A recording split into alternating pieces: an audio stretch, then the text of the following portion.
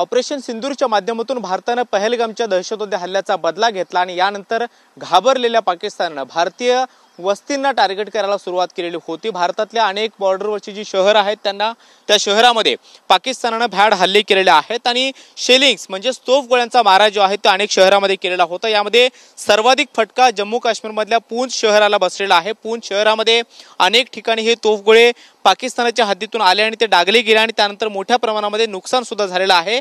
अनेकांचा जीव सुद्धा गेलेला आहे आणि अनेक लोक जखमी सुद्धा झालेले आहेत। ह्या सगळी घटना पाहता अनेक जण हळहळ व्यक्त करतात। मात्र जम्मू काश्मीरमधल्या पूंछ मधली नेमकी दृश्य काय आहेत हे दाखवण्याचा आम्ही प्रयत्न करतो आहोत। वस्तीमधली दृश्य आपण पाहिले, अनेक घरामध्ये शेलिंग जे आहे ते टेरेस होते पडल्यानंतर मोठी हानी जी आहे ती झाल्याचं पाहायला मिळतं आहे। मात्र आता याच वस्तीच्या बाजूला असणाऱ्या पेट्रोल पंपावरची दृश्य आपण पाहणार आहोत। पेट्रोल पंपावरती सुद्धा शेलिंग जे आहे ते पडलेले होते आणि त्यामुळे मोठ्या प्रमाणामध्ये नुकसान जे आहे ते झाल्याचं पाहायला मिळतं आहे। मोठं डॅमेज जे या शेलिंगच्या माध्यमातून जे छर्रे उडतात शेलिंग्स पडल्यानंतर त्या माध्यमातून आपण पाहतो की अनेक ठिकाणी सगळ्या पेट्रोल पंपाची नासधूस जी आहे ती सुद्धा झाल्याचं पाहायला मिळतं आहे। सुदैवानं या पेट्रोल पंपावरती जेव्हा शेलिंग्स पडलं तेव्हा कुठलीही हानी झाली नाहीये। मात्र तरी सुद्धा या रस्त्यावरून जाताना एका गाडीच्या काचेमधून हे छर्रे शेलिंगचे आतमध्ये घुसले आणि त्यानंतर एकाचा मृत्यू झाल्याचं कळतंय। पुढच्या बाजूला आपण पाहतो की जिथे हे शेलिंग्स पडलं, जिथे हे तोफगोळा पडला त्या ठिकाणाहून फुटलेले सगळे दरवाजे जे आहेत ते खालच्या बाजूला आपल्याला पाहायला मिळतात। त्याचबरोबर पेट्रोल पंपाच्या वरचा पोर्शन जो आहे तो सुद्धा पूर्णपणे उद्ध्वस्त झाल्याचं पाहायला मिळतं आहे। खालच्या बाजूला आपण पाहतो की हे सगळं सामान अस्तव्यस्त पडल्याचं पाहायला मिळतं आणि हे शेलिंग्स फक्त एका ठिकाणी नाही तर जम्मू काश्मीरमधल्या पूंछमध्ये वेगवेगळ्या ठिकाणी पडलेले होते, मानवी वस्तीवर ते पडलेले होते। त्याचबरोबर बाजारपेठ आणि इतर भागामध्ये सुद्धा या शेलिंगचा मारा झाल्यामुळे मोठ्या प्रमाणामध्ये नुकसान जे आहे ते झालेलं आहे। इथल्या नागरिकांकडून आता स्थलांतरित केलं जातंय, दुसऱ्या शहरामध्ये किंवा दुसऱ्या सुरक्षित ठिकाणी जाण्याचा प्रयत्न इथले सगळे नागरिक जे आहेत ते करताना पाहायला मिळत आहेत। मात्र पेट्रोल पंपावरची ही सगळी विदारक दृश्य जी आहेत ती आपल्याला पाहायला मिळत आहेत। मोठ्या प्रमाणामध्ये नुकसान तर झालेलं आहे, मात्र जीवाची भीती बाळगून अनेक लोक या पूंछ शहरातून दुसरीकडे जाण्याचा प्रयत्न करतायत।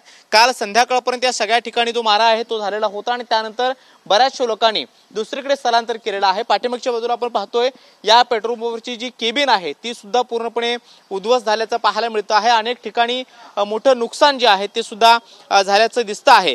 या पेट्रोल पंपावरचे जे मालक आहेत ते यावेळेला सुदैवाने नव्हते। त्याच्या आधी जेव्हा शहरामध्ये वेगवेगळ्या ठिकाणी हल्ले होत होते तेव्हा त्यांनी पेट्रोल पंप बंद ठेवलेला होता। मैम आप बताएंगे कितने बजे यहाँ पे शेलिंग गिरी?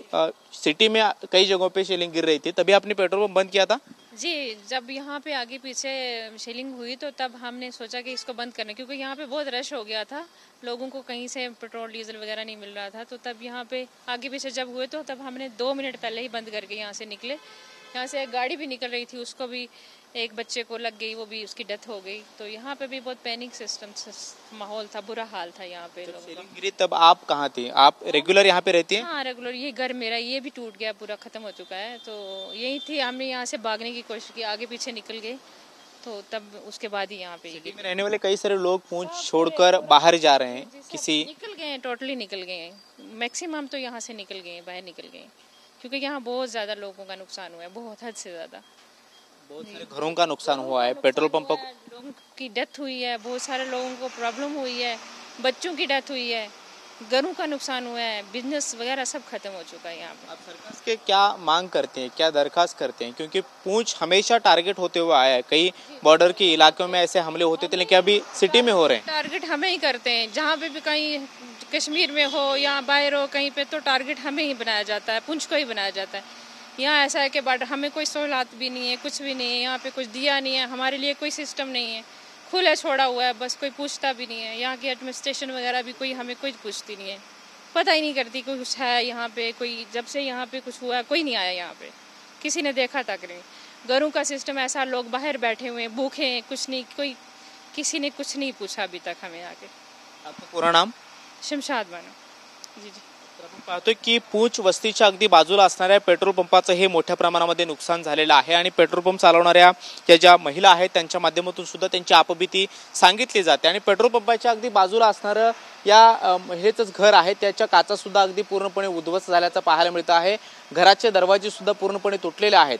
शेलिंग्स जेव्हा एखादी गिरते म्हणजे एखादा तोफगोळा जेव्हा एखाद्या हद्दीमध्ये पडतो तेव्हा त्या गोळ्याचे अनेक छर्रे जे आहेत ते वेगवेगळ्या भागामध्ये सगळीकडे पसरतात आणि त्यामुळे मोठ्या जखमा ज्या आहेत ते होतात, त्याचबरोबर मोठं नुकसान जे आहे ते सुद्धा होतं। अशा अनेक उदाहरणं या पूंछ शहरातल्या घरांच्या बाबतीमध्ये झाल्याचं पाहायला मिळत आहेत। मात्र या पेट्रोल पंपावरती जे हे नुकसान झालेलं आहे ते सुद्धा आपल्याला पाहायला मिळत आहे।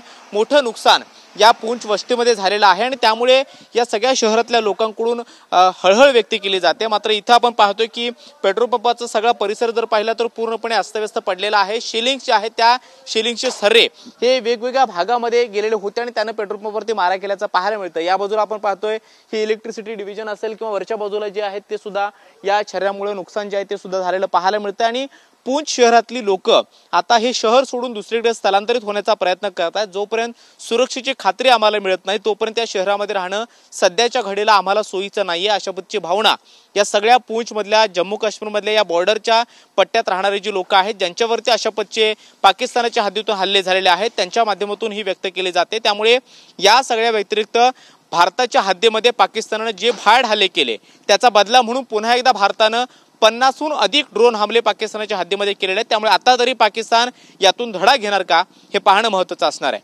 कॅमेरामन रोहन पवार सोबत मी कृष्णा सोनारवडकर, TV9 मराठी, पूंछ, जम्मू काश्मीर।